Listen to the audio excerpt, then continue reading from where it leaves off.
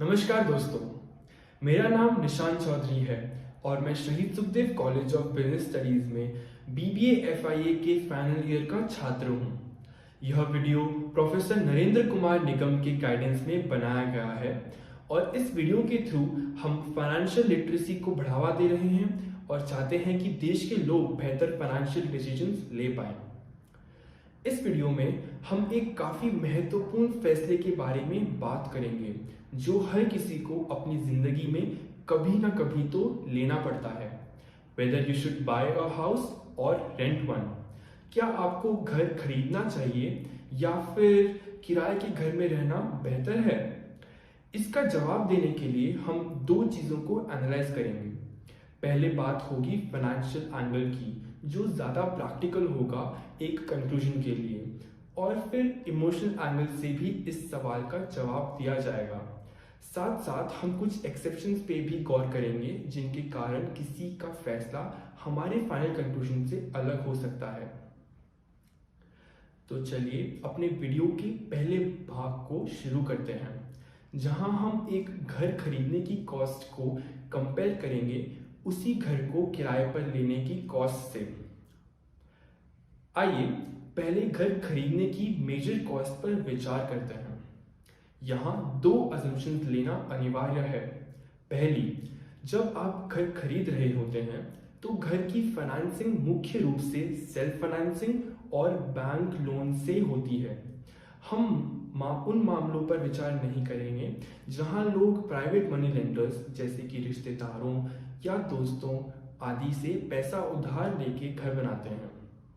दूसरा अजम्पशन यह है कि बैंक से जो हम लोन लेंगे वो सिर्फ टोटल वैल्यू, आपके घर की टोटल वैल्यू का मैक्सिमम 80% ही देखते हैं।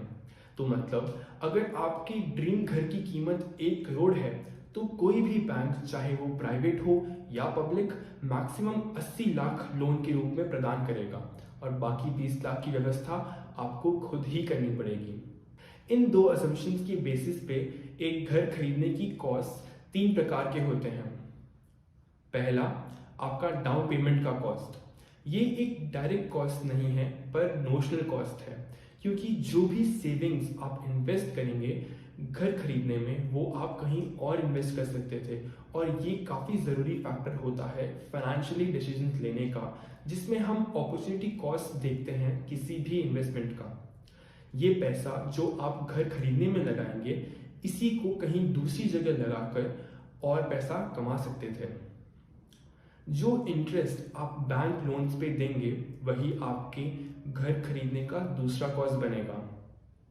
ये इंटरेस्ट अक्सर जो आपको लगता है उससे ज़्यादा होता है, क्योंकि आमतौर पे लोग भूल जाते हैं कि वो सिर्फ इंटरेस्ट ही नहीं बल्कि प्रिंसिपल लोन अमाउंट भी बैंक को वापस करते हैं। तीसरा कॉस्ट आपके घर को मेंटेन करने का होता है, जिसको मेंटेनेंस कॉस्ट भी कहते हैं। आपको अपना घर जो होगा है तो उसकी मरम्मत करानी पड़ती है या फिर मेंटेनेंस चार्जेस देने पड़ते हैं, जो कुल मिला के आपके घर की वैल्यू का 1% हो जाता है। अगर आप घर खरीदते हैं तो ये एक और रिकरिंग कॉस्ट है जो आपको ना चाहते हुए भी अपने पॉकेट से देना पड़ता है। किराए के घर में एक अलग खर्चा है। पहला, जो किराया आप हर महीने देंगे, that acts as a cost. बहुत जगह ऐसी होती जहां आपको अपफ्रंट थोड़ा एडवांस किराया देना पड़ता है। बॉम्बे जैसी जगह पे साल भर का किराया एडवांस में ही देना पड़ता है। ये एडवांस आपका दूसरा अटैच्ड कॉस्ट होता है अगर आप घर किराए पे ले तो। अब जब हम सारा कॉस्ट समझ गए हैं, हम एक फाइनेंशियल अप्रोच लेंगे ये डिसाइड करने के लिए कि घर खरीदना चाहिए या किराए पे लेना चाहिए। और इसके लिए एक बहुत ही इंपॉर्टेंट कॉन्सेप्ट है रेंटल यील्ड का। रेंटल यील्ड बताता है कि साल में एक घर की वैल्यू का कितना परसेंटेज मुझे किराए के रूप में मिल सकता है। उदाहरण के तौर पे, अगर घर की वैल्यू 100 रुपए है तो 100 रुपए का कितना प्रतिशत मुझे एज रेंट मिल सकता है एक साल में अगर मैं उस घर को किराए पे दे दूं। हिंदुस्तान में ये रेंटल यील्ड 1 से 3% के बीच में है।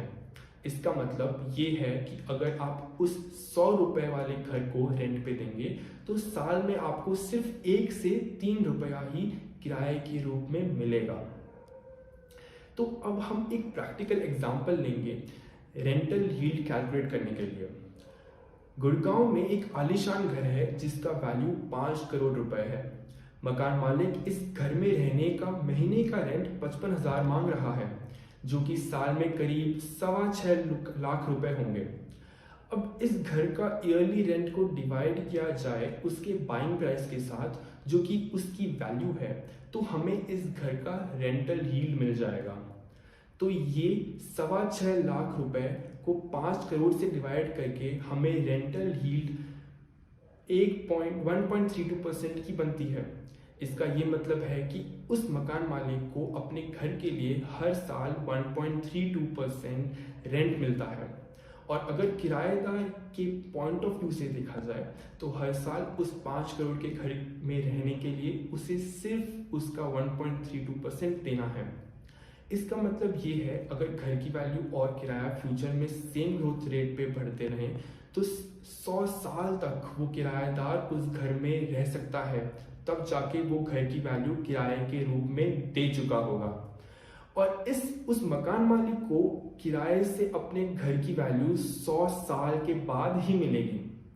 अगर यही रेंटल यील्ड 3% की हो तो ये 100 साल भी 33 साल हो जाता है, जो कि काफी बड़ा नंबर है।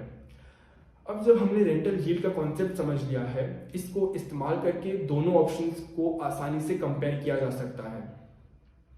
मान लो आप एक घर खरीदते हैं जिसका वैल्यू 1 करोड़ है। उसमें से 20 लाख आपका डाउन पेमेंट कॉस्ट होगा और आप 8% इंटरेस्ट रेट पे 80 लाख का लोन लेते हैं 20 साल के लिए। इस लोन में मोटा मोटा EMI 66,000 का आता है, जो कि EMI कैलकुलेटर से भी कैलकुलेट किया जा सकता है। और अब मान लो आप यही 1 करोड़ वाला घर किराए पे लेना चाहते हैं। रेंटल यील्ड चल रही है 2% की, तो उसके साल का रेंट 2 लाख रुपए हो जाएगा, जो कि 1 करोड़ का 2% है। महीने भर का रेंट बनेगा 17,000 रुपए का, जो कि आपके हर महीने 50,000 रुपए बचाएगा। इस पैसे को आप 20 साल तक म्यूचुअल फंड्स या शेयर मार्केट में इन्वेस्ट करके और भी पैसा कमा सकते हैं। इस फाइनेंशियल एनालिसिस के बेसिस पे जब घर खरीदने या किराए पे लेने की बात आए तो घर किराए पे लेना एक काफी बेहतर फैसला रहता है। अगर आपके दिमाग में ये सवाल उठ रहा है कि अगर सारे मकान मालिक एक साथ किराया बढ़ाने का निर्णय लेते हैं तो क्या होगा? आपको ज्यादा रेंट देना पड़ेगा, हो सकता है वो आपके मंथली इंटरेस्ट पेमेंट से कम हो जाए, पर जवाब तब भी वही रहेगा। अगर ऐसा होता तो सब किराएदार अपना अपना घर खरीदने लग जाएंगे। इसके कारण मकान मालिकों को किराया गिराना ही पड़ेगा, जो कि फिर से घर किराए पर लेने के ऑप्शन को बेहतर बना देता है। ये तो हो गया फाइनेंशियल डिसीजन, पर एक घर को खरीदने और एक घर में किराए पे रहना आपको इमोशनली भी काफी चैलेंज कर सकता है। भारत में जैसे ही किसी की स्टेबल इनकम आती है, उनका एक सपना सा बन जाता है अपना खुद का घर बनाने का। हालांकि हम ये सजेस्ट करेंगे इमोशनल डिसीजन भी लॉजिकली सोचने चाहिए, जैसे कि माइग्रेशन एक फैक्टर है जिसको ध्यान में रखना काफी जरूरी बन जाता है। यदि आपकी नौकरी के लिए आपको हर 2-3 साल में ट्रांसफर करने की आवश्यकता है, तो आपके करियर को दांव पे रखकर घर खरीदने और एक ही स्थान पर बसने का कोई मतलब नहीं है। यदि आप अभी भी फैमिली प्लानिंग कर रहे हैं तो आप नहीं जानते कि 5 साल बाद किस प्रकार के घर की आपको आवश्यकता होगी। ऐसा हो सकता है कि आपके ज़्यादा बच्चे हों या आपके माता पिता आपके साथ रहने आ जाएं और फिर भी घर छोटा लगने लग जाता है और इसलिए आपको वही घर खरीदने का पछतावा होने लगता है। लेकिन इमोशनल वैल्यू का हमारा तीसरा एस्पेक्ट घर खरीदने के पक्ष में है, क्योंकि अब जब आप कुछ भी खरीदते हैं तो हमेशा उस चीज का ओनरशिप और इमोशनल अटैचमेंट होता है। यह आपको उस मोहल्ले, गली और शहर से अपनेपन का एहसास कराता है जहां आप अपना घर बनाते हो। अब बात करेंगे कुछ एक्सेप्शंस की जो कि आपके फैसले को बदल सकते हैं। सबसे पहले, यदि इंटरेस्ट रेट अचानक से गिरती है तो ईएमआई भी कम हो जाएगी, खासकर लोन रीपेमेंट के शुरुआती भाग में। इससे निर्णय में बदलाव हो सकता है। हालांकि रेंटल यील्ड के कारण कम रिटर्न की चिंता अभी भी बनी रहती है। यदि आपके पास डाउन पेमेंट के लिए बहुत अधिक पैसा है और लोन का मूल्य बहुत छोटा है तो ईएमआई भी काफ़ी गिर जाती है और किराए के बराबर हो सकती है। यह घर खरीदारों के लिए आकर्षक हो जाता है, लेकिन फिर से पर्याप्त रिटर्न नहीं मिलने की चिंता अभी भी ज़्यादातर खरीदारों में रहती है। आखिर में हम यह निष्कर्ष निकाल सकते हैं कि आपके उम्र के 20 से 40 साल के बीच में आप घर किराए पर लेना ही बेहतर ऑप्शन है, क्योंकि यह निर्णय फाइनेंशियली लाभ प्रदान करता है।